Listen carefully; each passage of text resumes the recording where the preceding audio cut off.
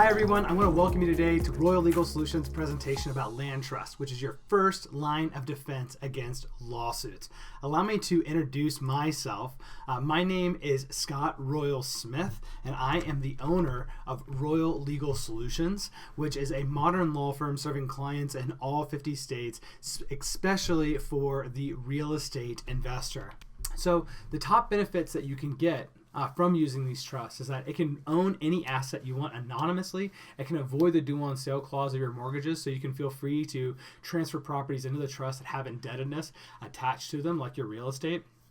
So you can feel confident in knowing that you can obtain all of your financing and still use these trusts to protect you and to protect your assets, and that you can hold just about any type of asset in all 50 states, not just land.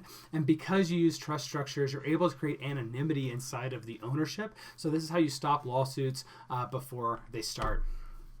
Now, if you need a land trust for your particular situation, there's a couple of things that you should consider. The first thing to consider is, how would a land trust fit inside of the bigger picture? It's really important that we always keep things settled from the 10,000 foot up view. So this is our Freedom Temple that you can see here on the side of your screen. You can see here at the top, it's wealth creation, which is first thing we got to do is we got to make money. The second thing we got to do is save money from taxes, and that's how we create the most amount of capital we can.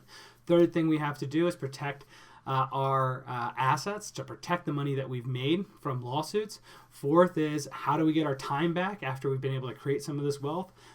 Fifth is, how do we get to the legacy planning, right? How do we get to being able to make sure that everything we've created gets passed on to the heirs and the people that we care about? And under the foundation of all of this is, the better that we do with the temple, the foundations of our lives become better, which is our personal fulfillment. So you can see here in the 5 pillars of asset protection, we talk about liability and separation, isolation, insurance, and anonymity. Revocable trusts are trusts that are going to relate a lot of times to this anonymity portion.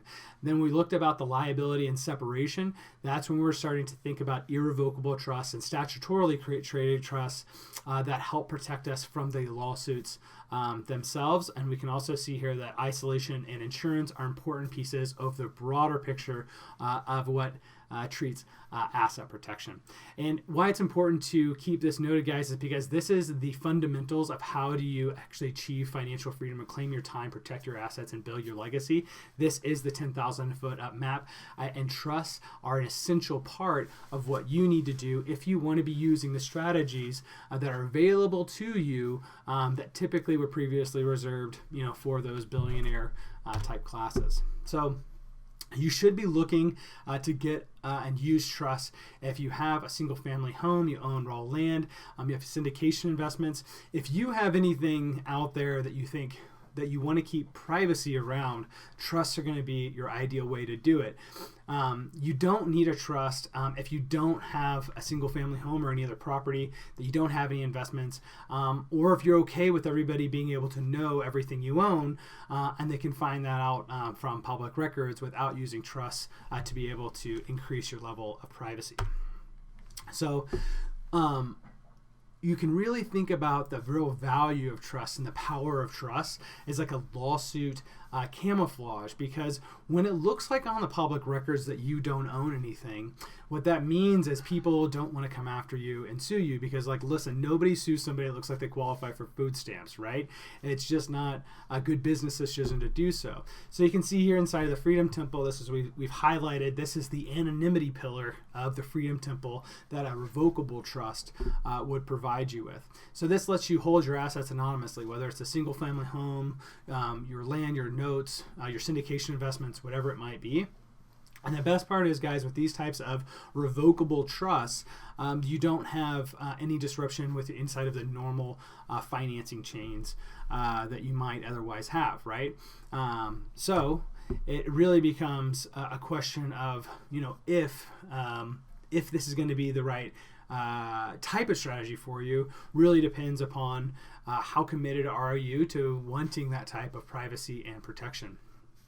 So when we think about the hard assets and how we're going to treat hard assets in their relationship to trust, what we're looking for is a single trust per asset, right? And the reason why is because we don't want multiple assets tying to a single trust, because if people look to research that, they'd say, hey, that's the pot of gold that we should go after. It looks like that pot, if we sue it, has a lot of stuff in it. So we want to keep things divided up as much as possible. And we're able to do that because trusts like revocable trusts are being able to create it underneath the common law. So we can create these based upon templates that are attorney verified templates that are drafted for your particular situation, but they don't have the filing fees and other costs associated with them that would otherwise make it a cost prohibitive type of strategy. And when we use the trusts for our asset holding, we know that we're going to be able to get the typical type of financing that we're looking for. And for real estate investors, this is exceptionally important, especially when it comes to your first 10 properties, because you want to be closing on those properties in your personal name and to be able to get the conforming loans to get the best interest rates. But immediately after the closing, you want to transfer that into a land trust, right, which is the type of revocable trust, to be able to create the anonymity that we're looking for to stop the lawsuits before they ever start. Some people ask me about, say, hey, Scott, once all my stuff is held anonymously inside a trust, how am I ever going to qualify for financing? Because nothing is in my name anymore. It's all held by all these trusts.